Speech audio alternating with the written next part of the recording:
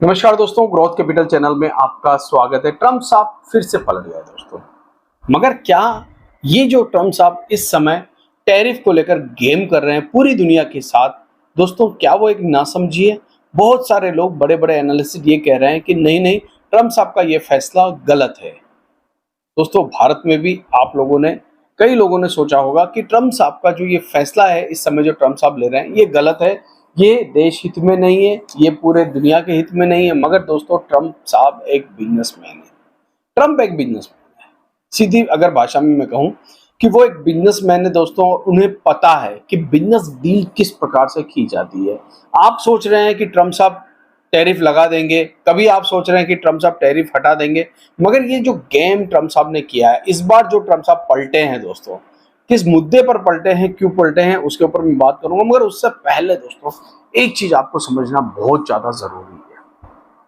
जो मैंने फर्स्ट में कहा कि ट्रम्प एक बिजनेसमैन है। देखिए, अगर आप ये सोच रहे हैं कि ये जो टैरिफ है ये ट्रम्प साहब ने बिगड़ सोचे समझे लगा दिया और उसके बाद बिगड़ सोचे समझे उसको पॉज कर दिया 90 दिनों के, नहीं दोस्तों, ये ट्रम्प टेक्निक है।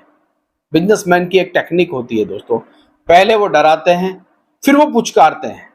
ठीक है, तो पहले उन्होंने आपको डराया, आप मजबूर हो गए उनसे बात करने के लिए। अगर आप डायरेक्टली इनविटेशन देते, ट्रम्प अगर आपको डायरेक्टली इनविटेशन देते और कहते देखो भैया ऐसा है कि मेरे पास आओ वरना आपके देश को प्रॉब्लम हो सकती है इंपोर्ट एक्सपोर्ट में, तो आप शायद नहीं जाते।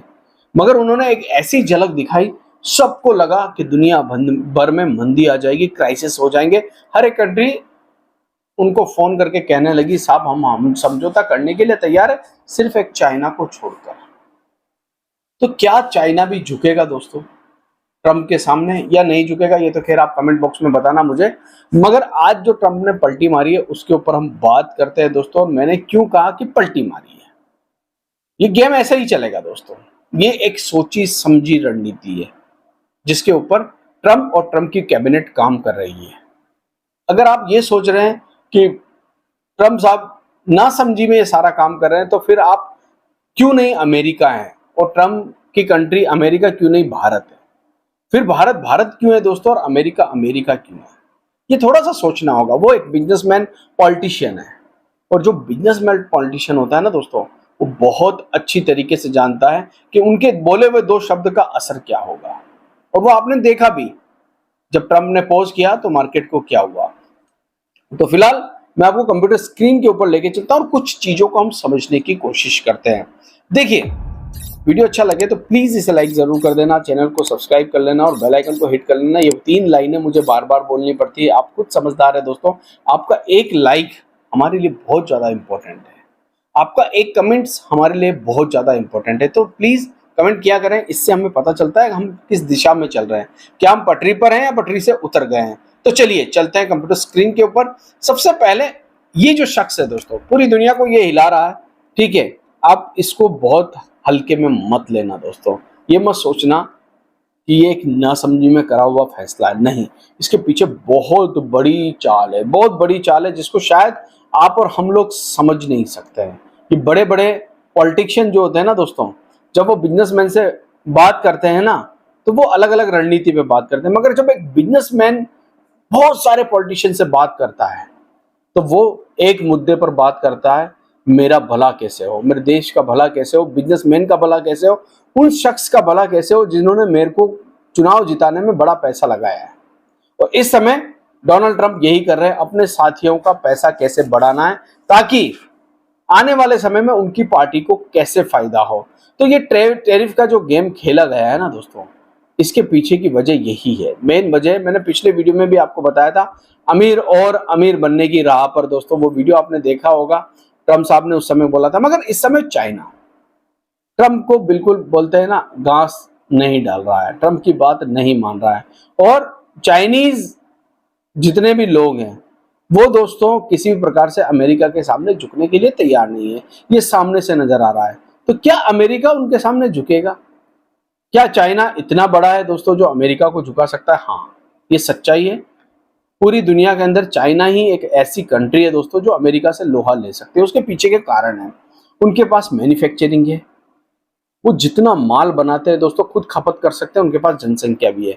भारत जनसंख्या में तो उनसे ज्यादा हो रहा है दोस्तों, मगर प्रोडक्शन हमारे पास नहीं है। हम खुद चाइना पर डिपेंड है, इंपोर्ट करते हैं चाइना से बहुत ज्यादा माल, इलेक्ट्रॉनिक्स के रूप में हम चाइना से ही इंपोर्ट करते हैं। इसमें कोई दो राय की बात नहीं, और मुझे ये बोलते हुए भी शर्म नहीं आ रही, क्योंकि हमने इतने सालों तक कुछ भी ऐसा काम नहीं किया जिससे हमारे देश में जो है बड़े बड़े प्रोडक्ट्स बन सके। आज हम मोबाइल यूज करते हैं एप्पल का, वो अमेरिकन प्रोडक्ट है, बनता सबसे ज्यादा चाइना में, हालांकि इंडिया में भी असेंबल हो रहा है, मगर मैन्युफैक्चरिंग यूनिट चाइना में है दोस्तों। आज हम सबसे ज्यादा इलेक्ट्रॉनिक जितनी भी चीजें हैं वो चाइना से इंपोर्ट करके लगा रहे हैं।